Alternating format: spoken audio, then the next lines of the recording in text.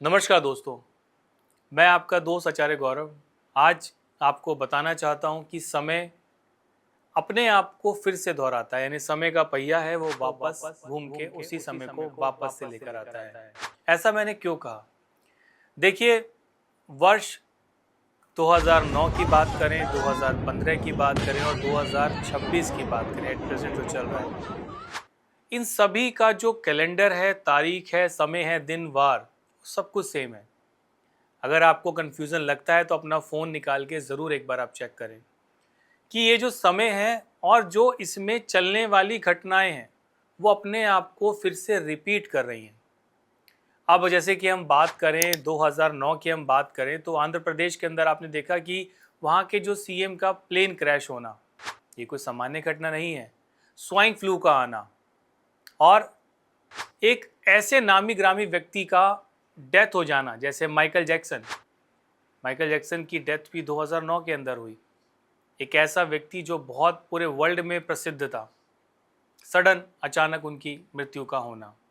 और जैसा हमने बोला कि स्वाइन फ्लू का बढ़ना, एक कोई बीमारी का बहुत ज़्यादा एक्टिव हो जाना, ऐसी परिस्थितियां देखने को मिली हमें 2009 के अंदर। 2009 के अंदर अगर हम देखें तो कहीं ना कहीं अग्निकांड जैसा आपने देखा, छत्तीसगढ़ के अंदर बहुत सारे मजदूरों की डेथ हो गई थी। तो आपने केरला के अंदर देखा किस प्रकार बहुत ज़्यादा जो नाव की जो दुर्घटनाएं वो सामने निकल कर आई थी। यानी 2009 के अंदर देखा जाए तो भूकंप से संबंधित परेशानियां भी, बहुत ज़्यादा भूकंप आए थे 2009 के अंदर। तो ये चीज़ रिपीट हो रही है, आप नोट करिएगा। 2015 की हम बात करें तो 15 में भी ये चीज़ें रिपीट होती हैं। 15 के अंदर भी आपने देखा कि किस प्रकार नेपाल के अंदर बहुत तेज़ भूकंप आया था, का बहुत ज़्यादा जान माल का खतरा उस समय हुआ था, काफ़ी लोगों की उसके अंदर डेथ हो गई थी।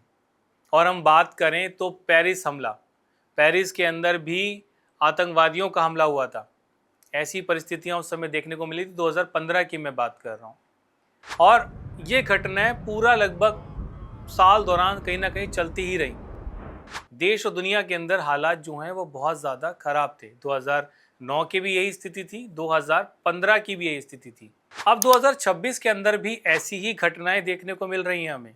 26 प्रारंभ नहीं हुआ और किस प्रकार महाराष्ट्र के डिप्टी सीएम का प्लेन क्रैश होना, बहुत ज़्यादा आप देखोगे कि लोगों के अंदर झगड़े का माहौल, आप देश और दुनिया के अंदर आप देख रहे हो किस प्रकार यूएस का इजराइल के साथ मिलके ईरान पे हमला करना, यूएस ने वेनेजुएला के प्रेसिडेंट को बंदी बना लिया, किस प्रकार तेल के जो भंडार है उसके ऊपर हमले हो रहे हैं, उसके ऊपर कब्जा किया जा रहा है, एक दूसरे के ऊपर लोग अपना वर्चस्व रख रहे हैं। यानी माहौल 2026 का भी शांत नहीं है। और जैसा कि मैंने आपको कहा कि 2009 में स्वाइन फ्लू का जो कॉम्बिनेशन बना, कहीं ना कहीं ऐसी परिस्थितियां 26 में भी बनती हुई नजर आती हैं। लेकिन ये स्वाइन फ्लू नहीं है, कोई अफवाह जैसा माहौल, कोई छोटा कोई वायरस आ जाए, लोग उसको बहुत ज़्यादा उसको क्रिटिकल सिचुएशन में ले जाएं कि नहीं ये स्थितियां खराब हैं।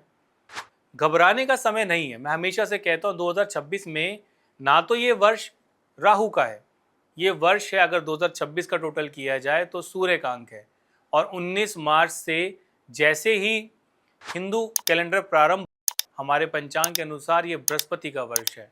हालांकि बृहस्पति अपनी गति से बहुत तेज चल रहे हैं, अतिचारी हैं। इसी वजह से हमें कुछ ना कुछ हलचल देखने को मिलेगी भारत के अंदर भी।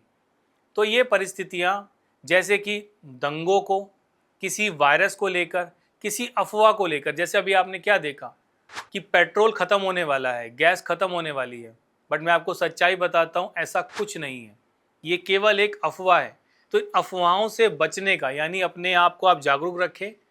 ऐसा कोई चीज़ नहीं है जो बहुत ज़्यादा आपके लिए नेगेटिव होने वाला है। तो कुल मिला के मेरा उद्देश्य ये है कि कोई ये जो परिस्थितियां हैं, इन परिस्थितियों के अंदर अब आप कहोगे कि देश और दुनिया के अंदर जो ये हालात हैं, ये हालात बहुत ज़्यादा नेगेटिव हैं, मैंने माना।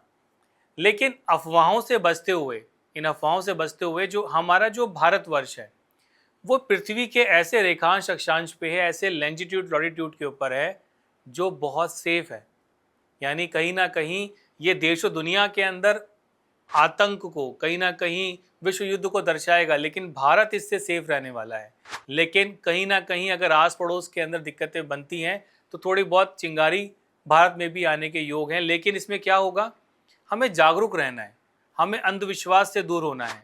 हमें कोशिश ये करनी चाहिए कि जैसे अभी आपने देखा सिलेंडर खत्म हो रहे हैं, आप जितना जागरूक रहोगे उतना आपके लिए अच्छा रहेगा। 2020 के अंदर हमने देखा कोरोना आया, पूर्ण रूप से आया। 21 में लोगों ने जो ऑक्सीजन के सिलेंडर थे वो अपने घरों में रख लिए।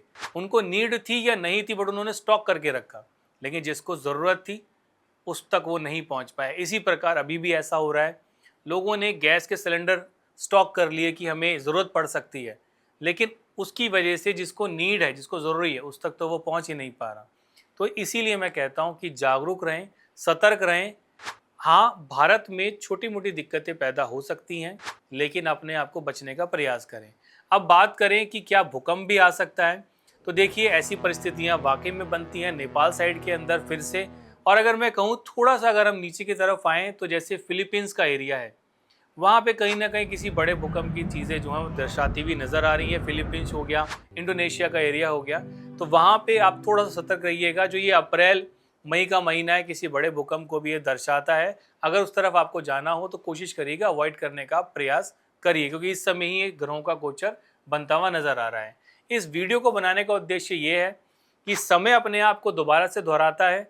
आप केवल जागरूक रहें, सतर्क रहें।